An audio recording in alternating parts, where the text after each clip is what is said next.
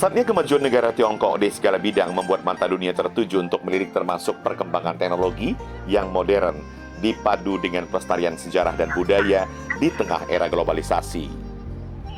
Salah satunya kota Chongqing, kondisi geografisnya di barat daya Tiongkok, berada di atas perbukitan tepi sungai Yangtze. Dalam kesempatan itu, para awak media se-Sumatera berkesempatan diundang Konjen Republik Rakyat Tiongkok di Medan untuk meninjau ke beberapa lokasi, diantaranya kawasan industri, sejarah, budaya, dan daerah yang mengalami kemajuan teknologinya. Diketahui kota Chongqing, salah satu 4 wilayah setingkat provinsi di bawah pemerintahan pusat Republik Rakyat Tiongkok, menjadi pusat ekonomi terbesar di Tiongkok Barat. Terletak di hulu sungai Yangtze dengan wilayah sekitar seluas 82.403 km bujur sangkar, dikenal sebagai kota pegunungan, perbukitan, dan lokasi strategis. Di hari pertama kami diajak meninjau ke industri otomotif Chang'an Automobile, memamerkan teknologi otomotif masa depan.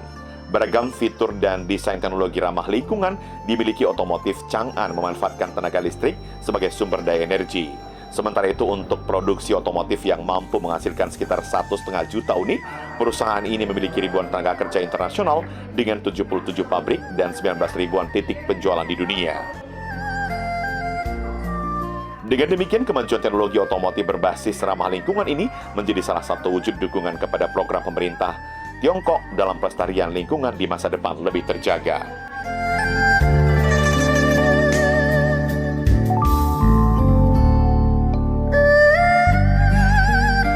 Tidak puas dengan kemajuan teknologi otomotif di kota Chongqing, kunjungan awak media diundang Konjen Republik Rakyat Tiongkok di Medan, kemudian dilanjutkan meninjau industri robotik. Kemajuan industri berbasis teknologi digital ini, robot diciptakan oleh para teknisi ilmuwan profesional di kota Chongqing untuk membantu manusia dalam suatu pekerjaan. Di antaranya robot anti bahan ledakan, robot yang dapat menyemprot air dalam jarak yang cukup jauh, robot untuk industri, dan berbagai robot mesin penggerak lainnya bermanfaat bagi kebutuhan manusia yang berisiko tinggi. Kepercayaan dunia internasional terhadap perusahaan ini terus meningkat dan dipesan dari berbagai negara, di antaranya Qatar, Arab Saudi, Irak, Kanada, Singapura, Malaysia, dan negara Timur Tengah lainnya. Menariknya, hampir seluruh robot yang diproduksi Spensi Robotik dapat disesuaikan dengan kebutuhan pelanggan. Setiap proyek memiliki spesifikasi berbeda, mulai dari kemampuan sensor, daya tahan suhu, hingga perangkat lunak yang digunakan.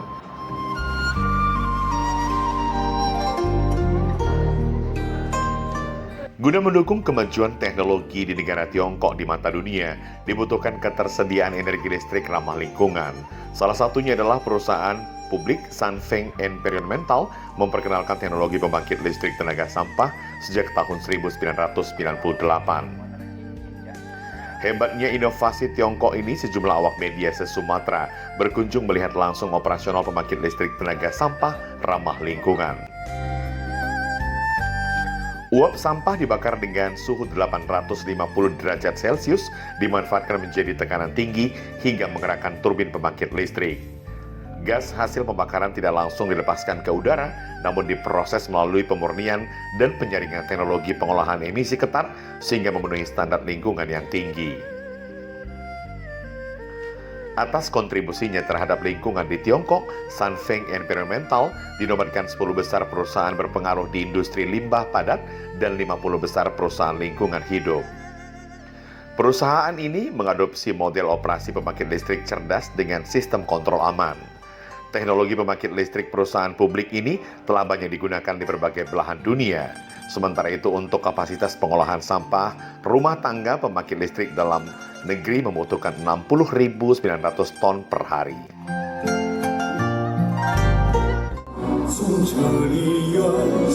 Usai meninjau kecanggihan teknologi dimiliki masyarakat Tiongkok di kota Chongqing, para awak media juga berkesempatan menonton pertunjukan drama sejarah perjuangan masyarakat Chongqing era 1949. Namun dari pertunjukan drama kolosal sejarah dan nilai perjuangan masyarakat Chongqing ini, ada ketertarikan dan keunikan tersendiri bagi pengunjung yang menonton, karena selama prosesi berlangsung dikolaborasi dengan inovasi teknologi. Dikemas dengan suasana dramatis, koreografer pemain, tata cahaya lampu, maupun suara dan pergerakan panggung, setiap adegan sangat spektakuler, membuat penonton terkagum seakan terlibat dalam skenario cerita berdurasi sekitar 75 menit. Perjalanan sejarah dan nilai perjuangan masyarakat Chongqing dipersembahkan bagi penonton, memiliki makna pengorbanan para pahlawan untuk memilih mati daripada menyerah, serta sebagai refleksi nilai-nilai patriotisme sebagai simbol perjuangan kemerdekaan Republik Rakyat Tiongkok.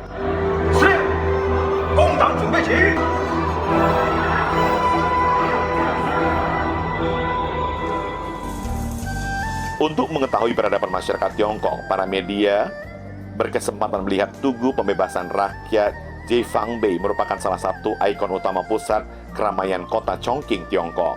Monumen setinggi sekitar 27,5 meter berdiri kokoh dibangun tahun 1945 sebagai simbol peringatan kemenangan Tiongkok dalam Perang Dunia Kedua melawan Jepang. Kini area ini memiliki daya tarik tersibuk dikelilingi gedung pencakar langit, pusat perbelanjaan dan restoran, merupakan sebagai salah satu kawasan kunjungan wisatawan lokal maupun mancanegara. Tokoh masyarakat Tionghoa Sumatera Utara Juswan mengatakan kemajuan negara Tiongkok saat ini semakin pesat dan menjadi motivasi bangsa dan negara Indonesia untuk bangkit terwujudnya pembangunan di segala bidang berlandaskan peradaban sejarah disertai budaya. Kita semua tahu pada tahun 70-an Indonesia jauh lebih bagus dari China. Tetapi setelah 80 sekian, selama sepanjang kira-kira waktu yang singkat 40 tahun, China, Tiongkok ini sudah bisa maju sendiri, melampauin Indonesia, bukan Indonesia aja, malahan dalam kayak ekonomi, high-tech, atau pembangunannya jauh lebih bagus dari Amerika. Nah, itu yang kita coba lihat, bagaimana kita sebagai anggota dari bangsa Indonesia ini bisa membawa yang bagus pulang, memotivasi saudara kita untuk membangun negara kita ini, Indonesia. Kunjungan dilanjutkan menuju Museum Ukiran Batu Daju menyimpan hampir 500 artefak menjadi warisan budaya dunia UNESCO. Museum ini menampilkan patung-patung kuno memamerkan seni Buddha, Tao, dan Konfusianisme berasal dari abad ke-7. Situs Ukiran Batu Daju berada di tebing-tebing yang tersebar di beberapa titik pegunungan. Terdapat lebih dari 50.000 arca dan 100.000 karakter prasasti dibahas sejak dinasti Tiang berkembang pesat pada era dinasti Song. Ukiran batu raksasa dengan berbagai bentuk arca menggambarkan manusia saling menghormati, termasuk orang tua dan tentang karma dari perbuatan di dunia. Sedikitnya 2 juta pengunjung memadati Ukiran Batu Daju setiap tahunnya. Dalam upaya pelestarian dan perlindungan patung-patung ini menjadi perhatian dan mendapat perlindungan oleh Undang-Undang Republik Rakyat Tiongkok tentang perlindungan peninggalan budaya. Salah seorang awak media asal Sumatera Barat, Hasril Caniago, mengatakan pengelolaan pemberdayaan sejarah budaya di negara Tiongkok tetap lestari hingga menjadi lokasi wisata menjadi inspiratif untuk dibawa ke tanah air. Ini kan inspiratif sebenarnya ya. Kunjung-kunjung kita ini bagaimana mengelola sumber daya pariwisata kita ya, seperti Ukir Batu ini sebenarnya kan sudah lebih tua, Borobudur ya, daripada Ukir Batu ini, tapi mereka bisa meng-create-nya sedemikian rupa sehingga menarik kunjungan wisatawan.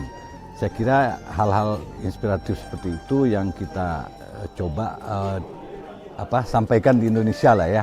Bagaimana misalnya, karena setiap daerah itu sebenarnya kan juga punya potensi yang nilai-nilai itu ya, yang warisan UNESCO, yang bisa memajukan pariwisata kita gitu. Hiruk-pikuk modernisasi di kawasan Jifangbei, Chongqing, Republik Rakyat Tiongkok seakan memudar ketika melangkahkan kaki ke dalam Chongqing 1941 Impression Tea House. Menelusuri ruangan teater bermacam atraksi memanjakan mata, diantaranya tarian teh leher panjang, bukan sekedar cara menyeduh teh biasa, namun sang seniman mengayunkan teko silver dengan corong sepanjang lebih dari 1 meter, memadukan keanggunan seni menuang air. Tidak lengkap dengan pagelaran tarian pertukaran wajah dari opera Sichuan. Dalam hitungan persekian detik, pertukaran wajah topeng sutra berganti rupa dengan karakter yang berbeda. Beragam pertunjukan opera kelincahan tangan, berkarakter di balik cahaya lampu, dan sulap menjadi hiburan membuat penonton terpukau.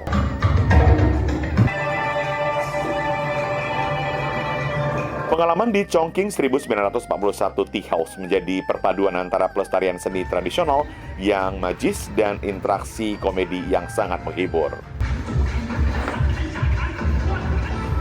Saat senja tiba, kawasan gedung pencakar langit Chao Tianmen mulai memamerkan gemerlap cahaya lampu menerangi areal pertemuan Sungai Yangtze dan Jialing.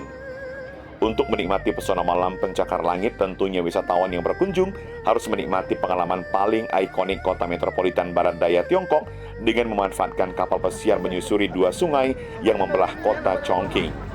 Kesan megah gedung bercahaya kota Chongqing tampak wisatawan dari berbagai daerah mengabadikan setiap sudut pemandangan di atas kapal. Di seberang sungai sepanjang jalan Nanbin di sisi selatan kota Chongqing tampak kawasan bersejarah dan Jizi yang menghadirkan nuansa berbeda, deretan bangunan tua yang telah berusia ratusan tahun berdampingan dengan berbagai fasilitas modern. Kawasan ini menjadi pengingat bagaimana Chongqing berkembang dari kota pelabuhan kuno menjadi metropolitan modern tanpa meninggalkan akar sejarahnya. Selain gedung-gedung dan jembatan, perhatian wisatawan juga tertuju pada sebuah moda transportasi yang melintas di atas sungai. Itulah Chongqing Yangtze River Cableway, kereta gantung legendaris yang telah menjadi simbol kota. Kereta gantung menghubungkan distrik Yuzhong dengan distrik Nan'an dari jalan Xinhua di kawasan Jifangbei menuju Shangxin Street dan Zizi dengan kecepatan sekitar 6 meter per detik. Perjalanan melintasi sungai hanya memerlukan waktu sekitar 4 hingga 5 menit.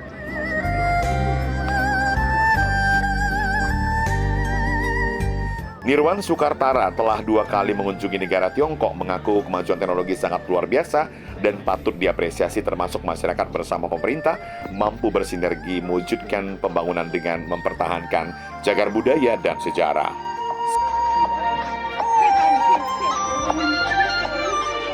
Ya, dari kunjungan kita beberapa hari ini di Chongqing, bahwa mereka menunjukkan bukan hanya memiliki kemampuan mengolah secara teknologi yang begitu maju, tapi juga dalam hal mengelola budaya. Seperti kita lihat di Daizu ini, pelestarian budayanya begitu menarik ya, karena arca-arca dari ribuan tahun, ratusan ribu tahun yang lalu itu masih terpelihara dengan baik di kota ini. Dan bukan hanya arcanya, tapi tempat wisata ke sini juga terpelihara dengan baik.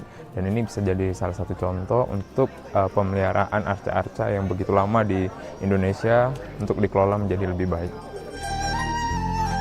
Kunjungan negara Tiongkok bukan sekedar perjalanan, namun bagaimana memahami karakter Chongqing sebagai kota perpaduan sejarah, budaya, teknologi, dan modernitas dalam satu landscape yang memukau.